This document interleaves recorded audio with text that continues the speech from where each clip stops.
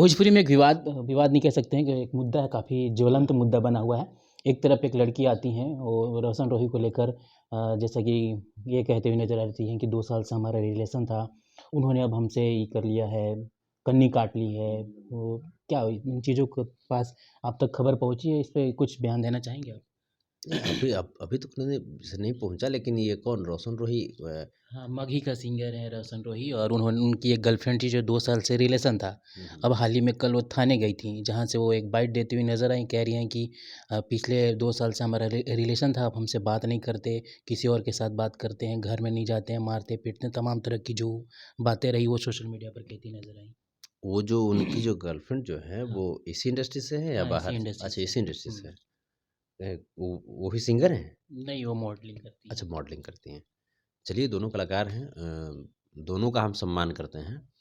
और बस एक ही बात हम कहना चाहेंगे दोनों से कि देखिए अभी अगर आप लोग हम तो दोनों को बढ़िया से हम नहीं जानते, हुँ, लेकिन उसके बावजूद जब आपका प्रश्न है, तो हम यही कहेंगे दोनों से कि आप लोग एक टेबल पे बैठ कर के इसको सॉर्ट आउट कीजिए, क्योंकि आप लोग कहीं न कहीं एक-दूसरे में अच्छाइयाँ देखी होंगी, तभी जाकर के 2 साल तक 2 एक-दूसरे को साल तक डेट किया। रिलेशन बिल्कुल। हाँ, कुछ न कुछ तो अच्छाइयाँ देखी होंगी। होता है, अगर हुआ इस मान लीजिए कि उनको नहीं रहने का मन है या आपको नहीं रहने का मन है, तो शादी तो नहीं ना किए थे, शादी तो नहीं किए थे। अब यहाँ पे हमारी बात को बुरा मत मानिएगा, अदरवाइज़ मत लीजिएगा। आपको जिस समय रिलेशन में रहना था, उस समय ये क्यों नहीं सोचे? उस समय आप कोर्ट मैरेज कर लेते, कोर्ट मैरेज कर लेते, उसके बाद रिलेशन में रहते। जी। तब जाकर के कुछ जैसे बातें होती।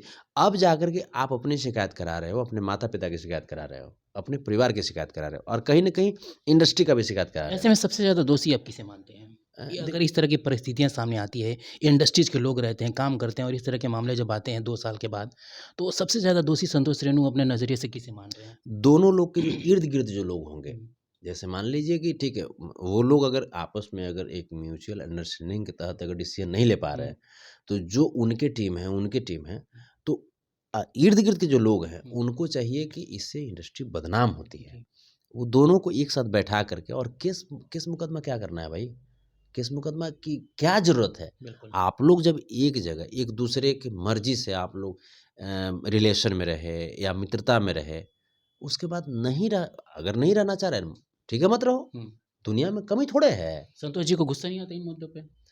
जो भोजपुरी को बदनाम करने की इस तरह से आए दिन कुछ न कुछ हरकतें होती रहती हैं। ये दोनों के आस-पास के जो चंगू-मंगू होंगे ना, ये लोग कर रहे होंगे। ये लोग एक-दूसरे के खिलाफ ऐसे भड़काने में लगे क्या हुए कहना होंगे। चाहेंगे ऐसे लोगों को? डायरेक्ट मैसेज ऐसा संतोष मत जी को? करो, ऐसा मत करो, क्योंकि इससे भोजपुरी बदनाम होती है, इससे हमारी इंडस्ट्री बदनाम होती है। जो आगे जो आने वाले जो हमारे जो जैसे बच्चे हैं, जो इंडस्ट्री में आना चाहते हैं या बच्चियाँ हैं, उनके माता-पिता फिर सहम जाएँगे और फिर नहीं आने देंगे बच्चों को। बिल्कुल।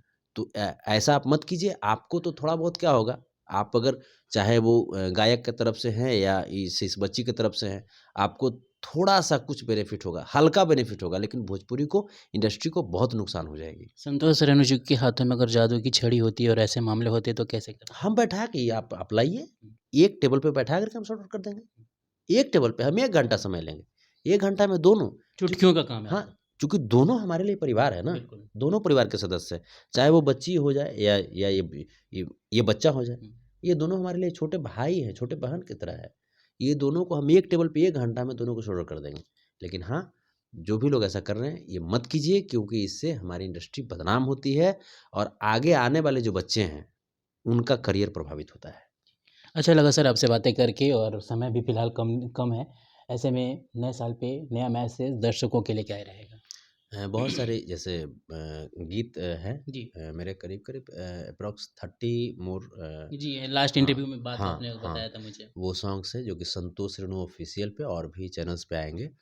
तो अभी तो डिस्क्लोज़ मैं नहीं करूँगा उसे, लेकिन अच्छे-अच्छे गीत हैं और हाँ, सनी लियोन को तो मैं नहीं नचाऊँगा, लेकिन जो हमारे इंडस्ट्री के ही जो अच्छे-अच्छे जो एक्टर हैं, एक्ट्रेस हैं, मैं उन्हें अपने गाने में रखूँगा और उनके सहयोग से अच्छा गाना बनाने का प्रयास करूँगा और ताकि आप सबों को एंटरटेन कर सकूँ। 24 में कमर कस लिया आपने।